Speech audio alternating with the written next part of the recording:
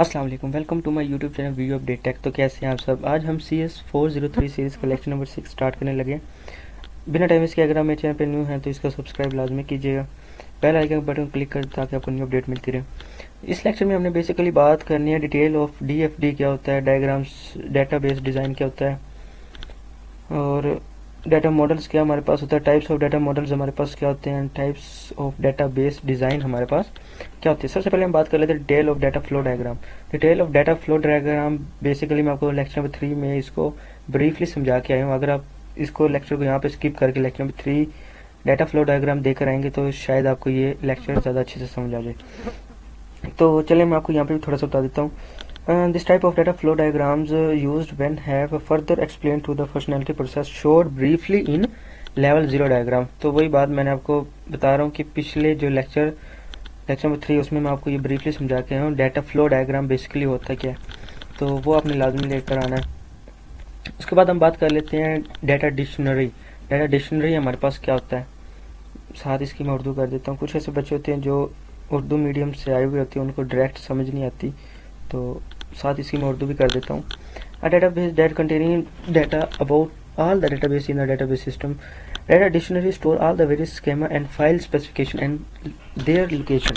एक डेटाबेस जिसमें database system में मौजूद तमाम डेटाबेस के बारे में डाटा होता है। डाटा लागत तमाम मुख्तलिफ अक़साम एंड फाइल की वजाहतों इनकी मकामात को ज़ेरा करती है।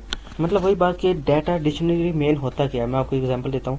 फॉर एग्जांपल आप किसी भी जगह कोई घर बना रहे हैं तो सबसे पहले आप लोकेशन देखेंगे, उसकी लोकेशन क्या है, फिर आप देखेंगे ज़मीन किस जगह पे है, फिर आप देखेंगे कितनी इमारत बनानी है, कितने कमरे बनाने हैं। मतलब डिक्शनरी उसका सारा डाटा आपके पास होना डाटा डिक्शनरी कहलाता है।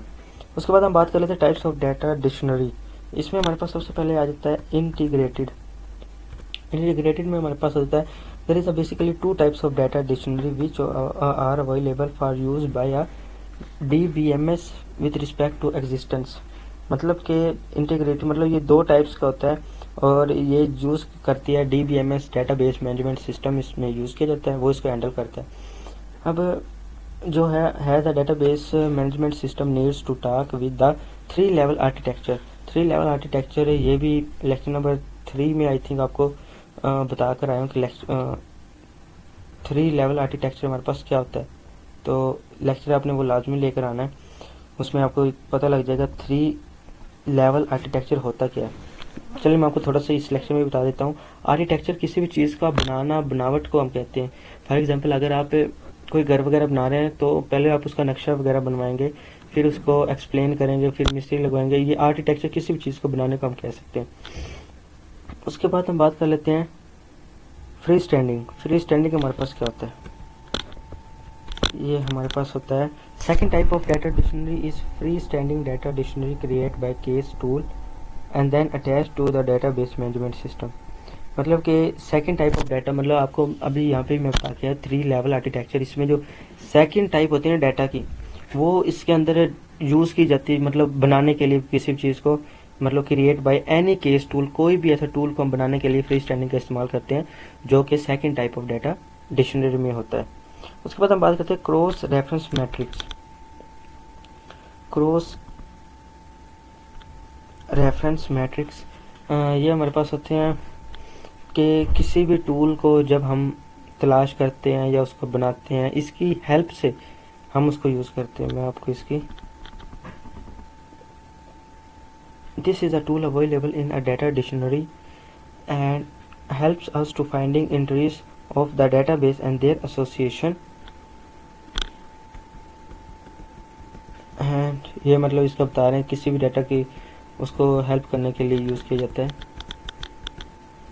इसके बाद हम बात कर लेते हैं, ये देखिए यहाँ पे किसी भी डाटा को फाइंड करने के लिए, अब यहाँ पे हमारे पास है ट्रांसक्रिप्ट के कोई भी डेट, फादर नेम, किसी भी डाटा को हम तलाश करने के लिए यहाँ पे हमारे पास होता है स्कीम, यहाँ पे हमारे पास आ जाती है अटेंडेंस उसकी क्या है, यहाँ पे हमारे पास आ जाता है क्लास और यहाँ पे हमारे पास आ जाता है रिज़ल्ट। तो ये सब चीज़ें यहाँ पर मतलब कि कौन से सेमेस्टर में है, मिड टर्म में क्या है, मार्क्स क्या है, जो जिसमें टिक आता है उसमें वहाँ पे लगा के यहाँ पे हमारे पास एक क्रॉस रेफरेंस मैट्रिक्स बन जाते हैं, जिसकी हेल्प से हम कोई भी डाटा तलाश कर सकते हैं। इसके बाद हम बात कर लेते हैं डाटा एक मिनट में डाटा कनेक्ट कर लूँ। इसके बाद हम बात कर लेते हैं आउटकम ऑफ एनालाइज फेज। ये यहाँ पे बात करते हैं डेटाबेस डिज़ाइन फेज, यानी जो डेटाबेस हम डिज़ाइन करते हैं वो किस फेज़ यानी कितनी टाइप्स वगैरह फेज़ को हम कह सकते हैं। हमारे पास होता है database design, database model. Database को डिज़ाइन करते हैं, डेटाबेस मॉडल क्या है। तो ये हमारे पास है, these terms can use interchangeable for the logical structure of the database. मतलब कि जो हम डाटा को डिज़ाइन करते हैं उसको एक लॉजिकल स्ट्रक्चर देते हैं। जैसे भी हम कोई अगर घर वगैरह बना रहे तो हम पहले उसको सोचते हैं ज़हन में कि मैं अपना घर ऐसे बनाऊंगा, उसकी शेप ऐसे होगी। तो ये हमारे पास एक डिज़ाइन हो गया, उसका एक मॉडल हो गया। एंड डेटाबेस मॉडलिंग, ये भी अब ऊपर वाले की वही बात कर रहे हैं कि उसको लॉजिकल एक स्ट्रक्चर देना, वो हमारे पास एक डेटाबेस मॉडलिंग आ जाते हैं। अब हमारे पास आ जाता है डाटा मॉडल। डाटा मॉडल क्या होता है? डाटा मॉडल हमारे पास होता है, मतलब एक डाटा है उसका मॉडल, अभी मतलब ऊपर मैं बता रहा हूँ कि उसका मॉडल ज़हन में लाते हैं क्या करता है डाटा। इसकी मैं आपको उर्दू करके दिखाता हूँ। डाटा मॉडल बेस बनाने और डाटा बेस के लिए डिज़ाइन तैयार करने के लिए इस्तेमाल होता है होने वाला तमीरी का एक सेट या मजमूआ है। डाटा मॉडल का कुछ अज्जा हैं ये वाले, मतलब उसका हम स्ट्रक्चर ज़हन में लाते हैं। मैनिपुलेशन लैंग्वेज, मतलब अब यहाँ पे हम घर की एग्जांपल नहीं लेते, हम कोई प्रोग्राम बना रहे थे उसके अंदर लैंग्वेज कौन सी यूज़ होती है। उसके बाद हम बात करते हैं इंटीग्रिटी कंस्ट्रेंट की बात करते हैं, सिग्निफिकेंट ऑफ डाटा मॉडल। उसके बाद हमारे पास आ जाते हैं टाइप्स ऑफ डाटा मॉडल्स, मतलब डाटा मॉडल्स की टाइप क्या है। यहाँ पे हमारे पास होते हैं सिमेंटिक मॉडल। सिमेंटिक मॉडल ये हमारे पास ये बता रहे हैं कि ये हमें एक बेटर फ्लेक्सिबिलिटी देती हैं इम्प्लीमेंटिंग कंसिस्टेंट के दौरान, यानी जब हम उसको बना रहे होते हैं उसकी लैंग्वेज में मदद देती है।